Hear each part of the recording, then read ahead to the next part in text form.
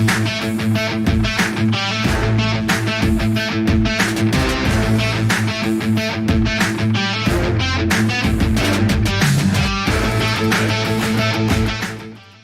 morning, fellow Hoops fans. Welcome back to another episode of the Last Shot NBA show here on Little Birdie TV. And as always, we are brought to you by our great friends over there at topsport.com.au. Woo, man, trade deadline this morning. It has come and gone. Us down here in Australia, we woke up to a hurricane of activity. We're going to bring on BK. BK, we're going to get straight into it, my man. How you doing? How are you feeling when you just saw all these trades happening this morning? Let's exhale. It's been a busy morning, but obviously the Ben Simmons, James Harden deal, the one that's taken all the headlines, and rightfully so. This is a big move that kind of shakes up the Eastern Conference quite a bit. Two teams both looking to contend for a championship, swapping stars in Simmons and James Harden. But before we get into the deal, who do you think won this deal? I'm going to say Brooklyn. Like, this is just, that sort of instant reaction. I'm going to go with Brooklyn, right? Because you're getting a young guy, a young all-star. Ben Simmons is 24, 25 years old. Harden's old, man. Like, he's 32, right? And the Sixers are gambling on winning now, winning this season, winning next season, because after that, right, they're going to potentially re-sign James Harden to a large contract. I think you mentioned there was, 225 over 4 or 5. That's what he's eligible to sign for. He's only going to decline from here on out. Maybe there's been signs of decline, during his time in Brooklyn. We've seen a little bit of that there, but I don't think he's going to get better as a player. And then you're kind of stuck with this massive contract. It could be another Russell Westbrook situation over there in Philadelphia, where you've got a declining player on a large contract. I think Brooklyn got some nice pieces. They got Seth Curry. Obviously, Andre Drummond was included in the deal as well. And they get a couple of, first-round draft picks. They've given away 4 in that trade to get James Harden. They get a couple back now. I like this for Brooklyn. Yeah, look, I think the Nets walk away from this pretty happy, but I think so do the Sixers, because you look at their season so far, they're competing in the Eastern Conference. This was all without Ben Simmons. So really for them, as far as they're concerned, they just gave up Seth Curry to get James Harden because Ben Simmons wasn't playing. They were doing all this without Ben Simmons. So, James Harden that's a valid point. Yeah, James Harden takes them to a whole nother level this season with what they've already got. They held on to Tyrese Maxey and Matisse Thybulle, which for me is a miracle in doing this deal. I thought one of those guys would for sure have to be included. So I think if you're Daryl Morey, you're looking at this as a big win. But as you said, this is a let's win today kind of move. And that's kind of what the pressure was for Philly, because Joel Embiid's MVP caliber season was kind of forcing their hand a little bit, because you can't waste this kind of production from a guy like Embiid. Now you have a sort of 2-year window with James Harden. This is ultimately what the Sixers wanted, was to be a championship contender. And if they mortgage their future, sure, but this is what they wanted. This is what they got. And shout out to Daryl Morey, because you got a lot of criticism. I mean, me as well. I kept saying, look, if Buddy Hield and De'Aaron Fox is the best package he's going to get, he's going to have to deal. And look, he held out. He knew what he wanted, and he ended up getting what he wanted. I think he was a little bit fortunate that, basically that Kyrie isn't vaccinated and he's only eligible to play half those games. James Harden became quite disgruntled over there in Brooklyn, and he became available through a twist of fate, I guess. And you know who else got what they wanted? Ben Simmons. He held out. He thought he was going to end up in Detroit or Indiana or Sacramento. Now you're on the Brooklyn Nets with Kevin Durant. This couldn't have worked out any better for Ben Simmons. Yeah, people have been criticizing Rich Paul, his agent, and Clutch, and saying he's been getting bad advice, but he's ended up in a big market. He's going home, essentially, because his father is from New York. He's from the Bronx. So he's obviously got a lot of ties to that city as well. So he's going home. I just realized before, actually, he won't be able to wear number 25, BK. That he's actually retired by the Brooklyn Nets. I did not know that. There you go. So we got a fresh Simmons incoming. Yeah, it could be, I don't know, 22 or, maybe a 23. Hey, you never know. Give him the 23. Let's go. Give him the 23. But he's going to be a monster on this team because you've got Kyrie and KD shooting all the jumpers. Simmons is just going to be setting screens, playing defense, pushing the ball in transition. The Nets are one of the worst transition teams in the league. So he's going to really be able to just play to his strengths here in BK and alongside Patty Mills as well. And that's the thing that I've been saying, he needed to be on a team that plays to his strengths. It doesn't necessarily have to be the man on that team. And he won't be, obviously, with Kevin Durant and Kyrie Irving on that team. But it is a team that will play to his strengths. And I think whenever he comes back, because it's going to take him, he hasn't played in so long, the Brooklyn Nets said, look, we're going to, there's a lot of work to do in terms of getting his conditioning right. So when he does come back, he's going to be good on this team. Like you said, defensively, I mean, he's so versatile to begin with, one of the best defensive players in the league. This is going to be good. This is going to be interesting. Yeah, they can really just use him as a Swiss Army knife, defending at the 4 one night, at the 1 the next, or even mid-game. The fact that you can throw him on multiple positions defensively.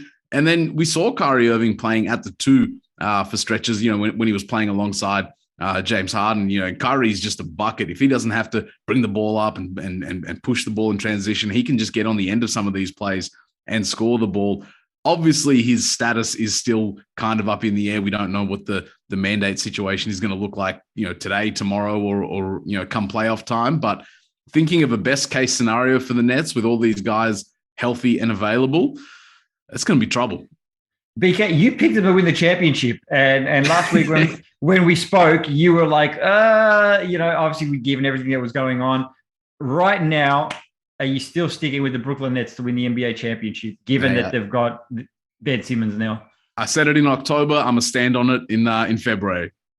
I love it. A man that sticks to his word. BK, there was a few more trades. We're just going to quickly touch on them. We're not going to go too in depth with them. Dallas Mavericks trade Kristaps Porzingis to Washington for Spencer Dinwiddie. A couple of other players involved in that one there. BK, what did you think of that one?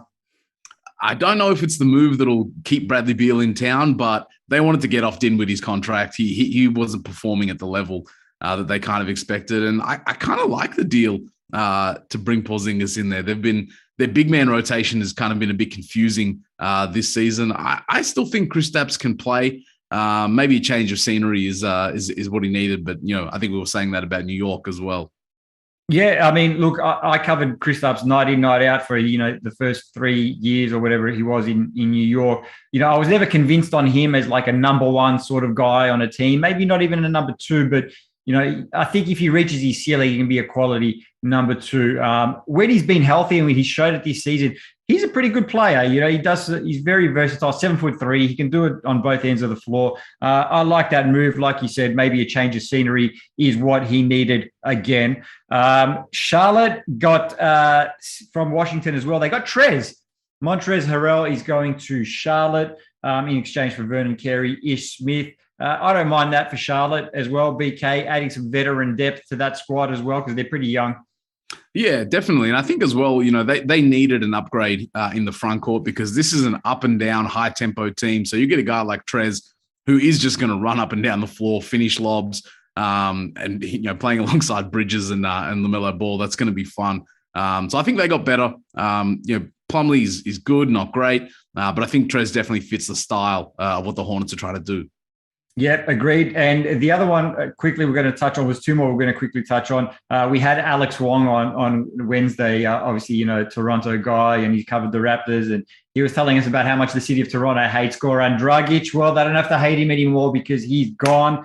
The Raptors traded Goran Dragic and a protected 2022 first-round pick to the Spurs for Thad Young, Drew Eubanks, and a 2022 second-round pick. The Raptors waived Eubanks. The Spurs will buy out Goran Dragic, and he's expected to sign with, I think, Milwaukee have been named, Chicago, the Clippers have been named. So he's got a few suitors out there looking to get him on the buyout market. And Milwaukee, in a 14 deal, Milwaukee got Serge Ibaka, Dante DiVincenzo went to Sacramento as part of that trade.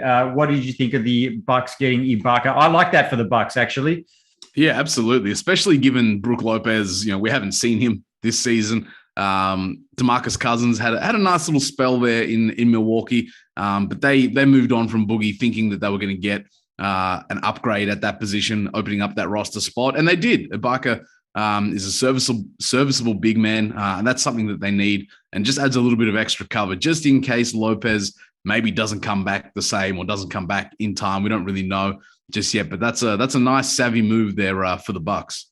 Yeah, I like that a lot, actually, for the Milwaukee Bucks. And just like you're sticking with Brooklyn, I'm sticking with Milwaukee for now. Can't hate it. For now. There was a trade yesterday, BK, involving an Australian. Joe Ingles was traded from the Utah Jazz as part of a package, got sent to the Portland Trail Blazers. End of an era for Ingles in Utah, maybe. For now. He spent 8 seasons there. It's expected that Portland will waive Ingles. Obviously, he's on that $13 million expiring contract, will be a free agent at the end of the season. I read from Sarah Todd from the Deseret News, covers the Utah Jazz beat writer, been on the show as well. She said that Ingles is expected to remain in Utah to continue his rehab. The Jazz are trying to do right by Ingles. They're going to allow him to continue having access to all the people that he's been rehabbing with this whole time. So there's a chance that, the door's been left open that at the end of the season, when he's a free agent, he might come back on a 1-year minimum deal or something like that. I believe it. His family's based in Utah. They've been there for 8 years now. He's very settled and a big part of that community. It wouldn't surprise me if we see Ingles suiting up for the Jazz again next season, because not only is he a fan favorite, he's a favorite of the organization as well. So yeah, that wouldn't surprise me at all if he's back in the Jazz uniform, because he was very involved, or at least aware of what the Jazz were doing. He understands it's a business, and they had to make that deal. But it wouldn't surprise me if this roundabout way of getting Joe back in Utah is what we see come next season. Yeah, I mean, I think it was just before the injury. There was a quote that he'd given to ESPN when his name was being thrown about in trade talks, and he said, "Look, I've done my 8 years here. I couldn't ask for anything more from the organization." He said, "I hope they get somebody back that helps them win a championship." So he definitely loves the organization. Like you said, they're so, speaking to guys within the organization for many years, they love Joe Ingles over there. The community loves him. He's done great work in the community. He started up the Autism Foundation as well. So, if I was putting money on this, I'd put money on Joe Ingles returning to the Utah Jazz in some sort of capacity. Yeah, he's going to rise like the Undertaker in a Jazz uniform in July. Trust me. I love it. Had to get a WWE reference in there, didn't you? BK, there was 2 teams notable for not making a move today. They were the Los Angeles Lakers and the New York Knicks. And look, we're going to touch on the Lakers right now, but the New York Knicks, that people were surprised they didn't make a deal. I'm looking at it like, you need to have players that teams want to make a deal. And the players that the Knicks were offering around, Kemba Walker, Fournier, Alec Burks, no one really wants these guys. Only the Knicks gave them those contracts. I actually thought the contracts were decent when the season, began, but I think that was just my Knicks bias showing. They're not good contracts, and it's going to be really hard to get rid of those contracts. Hey, I was hyped for Kemba back in the BX. Let's go. Me too. I think the narrative of that was just, I got carried away in the narrative. Yeah, I got swept up in it. But yeah. Fat Joe was there. It was, come on. It's hard not to. Yeah, but now my eyes are wide open right now. So let's forget about the Knicks. Let's talk to Lakers, BK. They didn't make a deal, but it was quite surprising that GM LeBron didn't try, get something done at the last minute. They actually played yesterday, lost to the Blazers. They're now 4 games under 500, which is the first time under the watch of Frank Vogel that they've been 4 games under 500, BK. LeBron actually had some interesting comments after the Milwaukee Bucks spanked them a few days ago.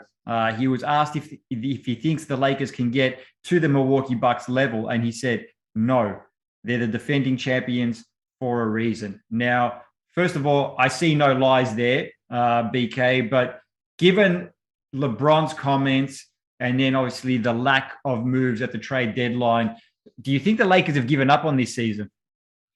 I don't think so. I think they're going to look at the buyout market and see what guys are available. I don't know if that's going to necessarily move the needle for them, but losing to the Bucks, there's no shame in that.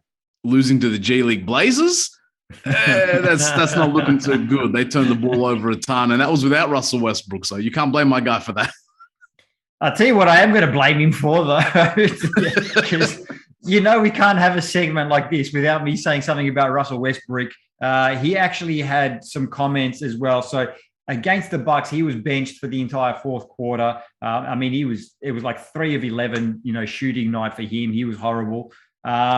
He was also benched in the overtime period against the Knicks. So he was asked about that. And then he said, regarding Frank Vogel's rotations, he said, you never know when you're coming in. You never know when you're coming out. You never know when you're playing. You never know a bunch of things. And I'm speaking for me personally. So it's a difficult process to be able to figure out and create some rhythm and some consistency when we can actually see what we're able to do as a team. These decisions are made by him and his coaching staff, and you've got to live with it and move on. So he kind of threw Frank Vogel under the bus there, BK. Do you think that was warranted? I mean, he's not wrong. I mean, the rotation minutes that Russ has been playing in haven't really been consistent, and that's just kind of part of adjusting to a new team and fitting everyone in. But I think Russ has been, relatively professional about this. Everything he said is, I'll do what's best for the team. And even that sly little, I don't have to reach any benchmarks. The numbers speak for themselves. They kind of do. Let's not forget, this is an MVP, a triple-double king. From where he's standing, he doesn't really have anything to prove, but he does have a lot to adjust. And that's the issue here with the Lakers, because not only has Russ struggled, my man Anthony Davis has not been the same. Like LeBron is consistent every night, but if I'm getting AD putting up 16, 17 points, this guy's supposed to be the best big in the league. So the issues with the Lakers, sure, the Westbrook ones are the obvious ones, but there's a lot more the whole way down the line. Do you see Frank Vogel lasting this season with the Lakers? The season, yes, but I think he's gone in the summer because, we've spoken about this as well. Like, who do you bring in at this point of the season that's going to make your team better? Who's out there that's available? I think the Lakers are riding it out with Vogel this season, but at the end of during the summer, he's gone. He's gone. He won't be there next year. I think there'll be a lot of changes in the summer for the Lakers, because it's not like they're one move away or they're right there. Like this is just not a good team. Like they're not playing well at all, and it doesn't really work. So I think there's going to be a sea of changes for the Lakers. So that's going to be interesting to watch as the season unfolds. Yeah, absolutely. I'm with you on that one, BK. Now, my next question to you is: we're going to go from one bad team to one team that started out pretty badly, but could potentially be a good team. We're going to talk about the New Orleans Pelicans, BK. So the Pelicans started the season 1-12. They were the butt of jokes. We're guilty. If I'm putting my hand up, we were guilty of that. All of a sudden, they're looking like a half decent team, BK. All right. So they've made a couple of trades. They obviously got CJ McCollum, in a trade last week, I think it was. So they started the season 1-12. They're 21-20 since then. They've won 4 in a row, BK. They're now 10th. They're in the play-in seeds in the Western Conference. So we're going to do a little bit of buying or selling. The New Orleans Pelicans are finally a legit NBA team. Are you buying or selling this? You know what? I am buying it. I never thought I'd say this, but I mean, obviously Zion is the big question mark here. But if you look at what they have on paper, you have Brandon Ingram, who's been fantastic for them. They're 19-20 in games that he's played, and just 2-12 when he doesn't play. So you can see how big of an impact he has. Valanciunas, I really like. And CJ McCollum is a bucket. I think he's one of 5 players to average at least 20 points in each of the past 7 seasons. So you're talking about LeBron, AD, James Harden, DeRozan, and CJ. But in terms of consistent scoring, CJ is going to give you that. And when you put all these pieces together, if Zion somehow makes his way back, I think this is a real team, for this season and beyond. I love that we're talking about the Pelicans as like a real team finally. And you know what, BK? I'm with you, man. I am buying this all the way. And like you said, I can't believe I'm saying these words, The New Orleans Pelicans are a real NBA team, and they're going to be a fun team to watch. You talked about Brandon Ingram. I thought he was a legitimate, probably a snub for, the All-Star game, probably should have made it. JV, Valanciunas, and McCollum. I mean, between the three of them, they're averaging about 65 odd points a game this season. And then defensively, this is the funny thing with defensively, they're 19th in defensive rating on the season, but over the last 10 games, they're actually 5th in the league, which I was surprised when I saw that stat. So they're playing on both ends of the floor at the moment. Like you said, the key to all of this is Zion's health. I think if he comes back and he's playing at that all-star level that he did last season, or the season, I've lost track of seasons, whenever he made that all-star game, I think it was 1920, wasn't it? Yeah, it was his second season in the league. Yeah. He was putting up 27 on 60%. 65% field goals. Like, he was absolutely phenomenal that season. So if he comes back and he plays at that level and you throw him into the mix with these guys right now, yes, the New Orleans Pelicans are fun, exciting, and they could potentially, I'm not going to go that far. I'm not going to say they're going to make a deep playoff run, but they could cause an upset or two initially before they start, obviously, going further and further. That could be a dangerous first-round team in the playoffs. Hey, if they make the playoffs this season, that is a win. That's what they were after. They're in the play-in seeds. This is a win, even if that comes, with or without Zion. Yeah, look, I think they're 3 games behind the Lakers, who are in 8th or 9th at the moment. So they've got a little bit of ground to make up, but the Lakers, like we said, they're shit. So it's not out of the realm of possibility that the Pelicans actually do make the playoffs this season. Will be fun to watch. We're watching. We're believers. We're all on board the Pelicans train, BK. Let's take a look at some game predictions, and then we're going to get out of here. We're going to start off with the Brooklyn Nets, actually, and the Washington Wizards. So the Wizards, $1.90 favorites here. Brooklyn Nets, $1.93. The line's at -1. The total, 218 flat, BK, live on ESPN today. Nets on a 9-game losing streak. They need a win. They're going to be playing, obviously, without James Harden today. It is a home game, so they will be playing without it's away, so they will have Kyrie. BK, Wizards have lost a couple in a row. Who do you like here? This is a tough game, but I think the fact that the Nets have been on this skid, this seems like a winnable game for them. They got to start turning this around. Maybe the morale's lifted after this trade. I think on paper it is a winnable game, but I think once the game actually begins, it's going to be a hell of a lot closer than we may think. Obviously, no Bradley Beal for the Wizards. He's out for the season as well. So, this one's a tough one. I'm going to go with the Nets snapping the streak today in a very, very close one. Yeah, this game could really go either way, a blowout either side, or really close. Yeah, I can't call this one, but I am going to go Nets in a close one. Next game up on the schedule, we've got the Clippers and the Mavericks. Mavericks will be playing, obviously, without Kristaps Porzingis, and their favorites here, $1.39. Los Angeles Clippers, $3.10. Lines at -6.5. Total is at 215 flat, live on NBA League Pass. Clippers have lost 2 straight. Mavs have won 3 in a row. Ty Lue has actually said that, that he was asked about Kawhi Leonard's status, and he said probably not in terms of seeing this season. So very unlikely Kawhi comes back. PG set to come back, I believe, just after the All-Star game, but that is still to be determined. BK, who do you like in this one? I like me some Dallas Mavericks. I'm all in on the revival. Yeah, I'm going with the money on this one here. I think the Mavs win, and I think the Mavs win comfortably. Next game up on the schedule, it's a rematch of last year's NBA Final Series and a potential preview of this year's NBA Final Series. Phoenix Suns, Milwaukee Bucks. Suns favorites here, $1.65. Bucks, $2.27. Lines at -3. Totals at 233.5. Live on League Pass, BK. Giannis coming off a 44-point, 14 rebound performance against the Lakers. Bucks have won 4 in a row, just half a game back from the Miami Heat there for the top spot. But the Suns have also won 3 in a row. No George Hill for Milwaukee, no Landry Shamet, no campaign for the Phoenix Suns. This one's going to be a good one, BK. And we were talking about the previous game, tough to call. This one's going to be tough to call too, but I'm going Suns on account of this being at home. Yeah, I agree. I think the fact that it is a home game is just enough to swing it. Giannis is playing crazy right now, but so are the Suns. The Suns have been awesome the last few weeks.